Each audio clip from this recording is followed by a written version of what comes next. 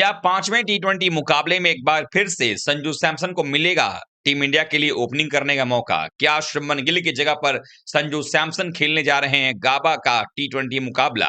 और कैसे है स्काई का वो प्लान तैयार जिससे होने वाली है ऑस्ट्रेलिया की 3-1 से करारी सीरीज हार? आखिरकार गाबा का घमंड ना सिर्फ तोड़ना है बल्कि चकनाचूर करना है, और उसकी कौन सी रणनीति गंभीर और स्काई ने मिलकर तैयार की है, ये आपको हम इस वीडियो में बताएंगे। वीडियो पूरा देखिएगा, पसंद आए तो लाइक कीजिएगा, शेयर कीजिएगा दोस्तों में, और चैनल में पहली बार आए हैं तो क्रिकेट रोस्ट की फैमिली में सब्सक्राइब बटन दबा करके अभी शामिल हो जाएगा। चलिए वीडियो को शुरू करते हैं। आप सबको मालूम है कि भारतीय टीम ने ऑस्ट्रेलिया के खिलाफ में बैक टू बैक 2 मुकाबले जीते हैं। सेकेंड टी20 मुकाबला हारने के बाद जो सीरीज का तीसरा मैच था उसमें 187 रनों का टारगेट हमने चेस किया, बड़े ही आराम तरीके से 9 गेंदे रहते हुए हमने चेस किया, 5 विकेट से हराया।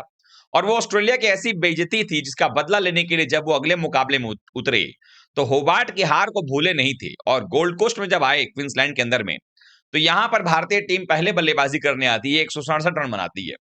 जवाब में जब चेस करने आती है ऑस्ट्रेलिया की टीम तो 91 पर 3 से 119 पर ऑल आउट, यानी अगले 28 रनों में भारत ने उनके 7 विकेट निकाले। और ऑस्ट्रेलिया का घमंड ऐसा तोड़ा है कि ऑस्ट्रेलिया अब ये सोच नहीं पा रहा है कि करें तो करें क्या इस मुकाबले के लिए। अब इस बीच भारतीय टीम ने रणनीति अलग तरीके से तैयार करनी शुरू कर दी है। खबरों की माने तो जो सोर्सेस के हवाले से खबर आ रही है उसके मुताबिक अब यह माना जा रहा है कि पांचवें टी20 मुकाबले में भारतीय टीम मैनेजमेंट संजू सैमसन को बतौर ओपनर उतार सकती है। हालांकि मुझे अभी भरोसा इस बात पर बिल्कुल भी नहीं हो रहा है कि ऐसा किया जाएगा, क्योंकि जिस खिलाड़ी को आपने उपकप्तान बनाया है, जिस खिलाड़ी को आपने इतना भरोसा दिखाया कि उसके चक्कर में आपने जायसवाल को टीम से बाहर कर दिया, संजू सैमसन के साथ प्रयोग करते करते उसको प्लेइंग 11 से बाहर कर दिया। मुझे पर्सनली मेरा अपना मानना है कि मुझे यकीन इस बात का नहीं है कि संजू सैमसन ओपनिंग करेंगे। मुझे लगता है कि अभी भी ये 5वें मैच के अंदर में गिल ही ओपनिंग करने वाले हैं। लेकिन संजू सैमसन को अगर ओपन कराया जाए तो क्या बदल सकता है? सबसे बड़ी चीज तो ये बदल सकती है, जो खबरें आ रही है उसके मुताबिक, वो ये कि जो ये मैच है ये गाबा के अंदर में है, ब्रिस्बेन में। और आप सबको पता है गाबा की विकेट जो है वो तेज होती है। मैं पिछले 10-12 मैचेस के आंकड़े देख रहा था, इवन 2022 का वर्ल्ड कप भी मैंने नहीं देखा, उसके बाद इधर जो 2024 में जो मुकाबले हुए थे उसका भी देखा मैंने। मुझे यही दिखाई दिया कि यहां पर जो पिछले 10-11 मैचेस जो हुए हैं उन 11 मुकाबलों में जो टीम पहले बल्लेबाजी करती नजर आई है वो टीम जीती है, यानी उन्होंने स्कोर को डिफेंड किया है।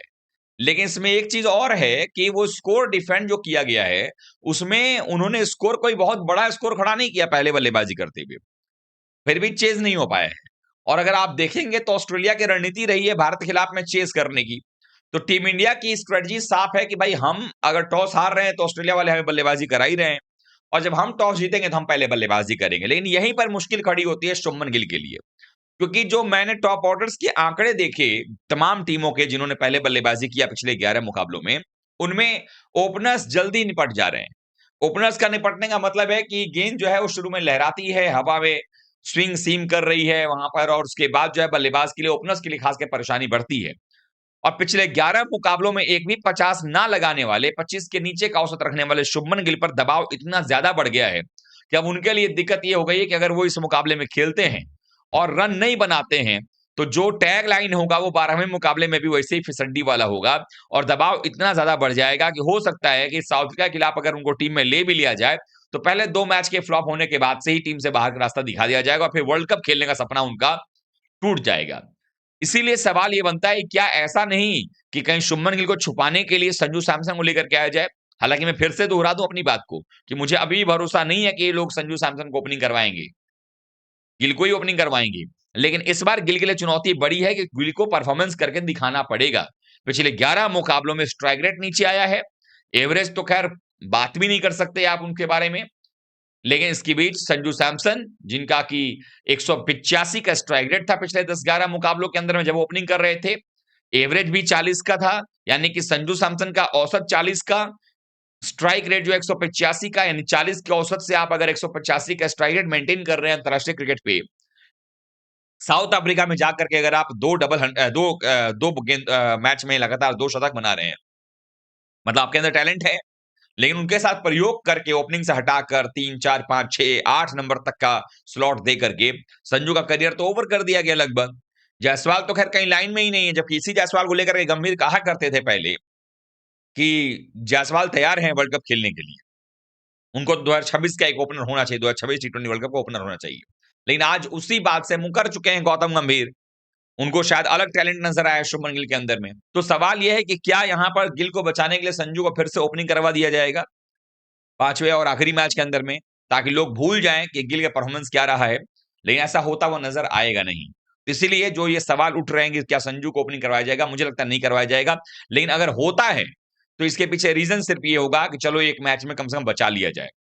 रही बात भारतीय टीम की रणनीति की, तो एक और आंकड़ा जो बड़ा शानदार निकल के सामने आया वो ये कि जसप्रीत बुमराह और अर्शदीप सिंह, इन दोनों ने मिलकर के एक दूसरे के साथ में 12 टी20 मुकाबले खेले हैं। और अभी तक एक भी मैच ऐसा नहीं गया है जहां पर अर्शदीप सिंह और जसप्रीत बुमराह साथ में खेले हों और टीम इंडिया टी20 मैच हार गई हो। 12 दफा ऐसा हुआ है, 12 बार दोनों की जोड़ी खेली है और 12 मुकाबले भारतीय टीम ने जीते हैं।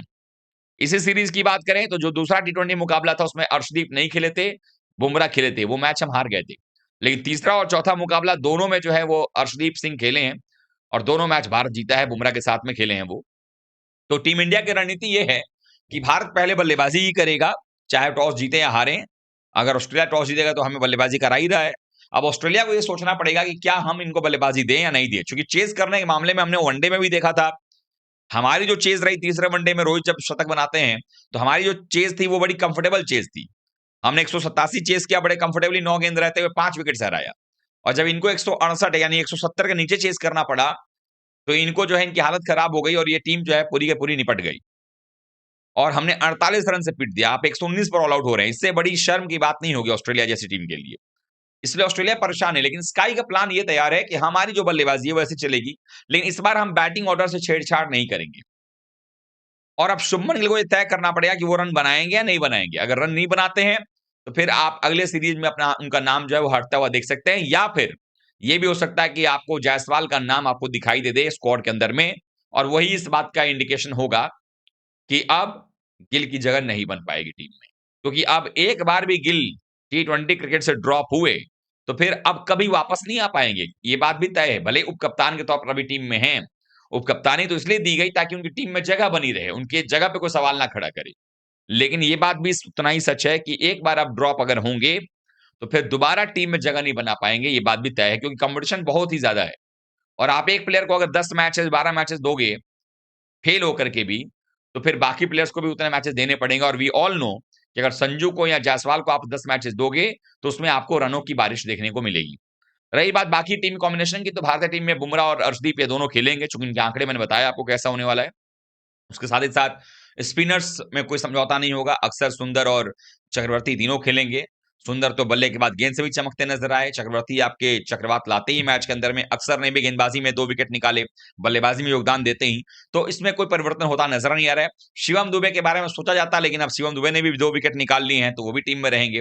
जो भी मसला है टीम इंडिया का वो ओपनिंग का है। ओपनिंग को क्या सुधारा जाएगा, क्या संजू को लाया जाएगा या कुछ और सोचा जाएगा, लेकिन रणनीति साफ है सूर्या की कि हम पहले बल्लेबाजी करेंगे, हम स्कोर बोर्ड पर रन डालेंगे और ये ऑस्ट्रेलियाई टीम उस रन के दबाव में, चाहे इनके कितने ही बड़े बल्लेबाज क्यों ना हो, दब जाएंगे। अब ऑस्ट्रेलिया को तय करना है कि उनको सीरीज हारना है या सीरीज बचाना है। आप लोग क्या सोचते हैं, क्या लगता है भारतीय टीम में क्या कुछ बदलाव होगा? कमेंट कीजिएगा। थैंक यू सो मच दोस्तों।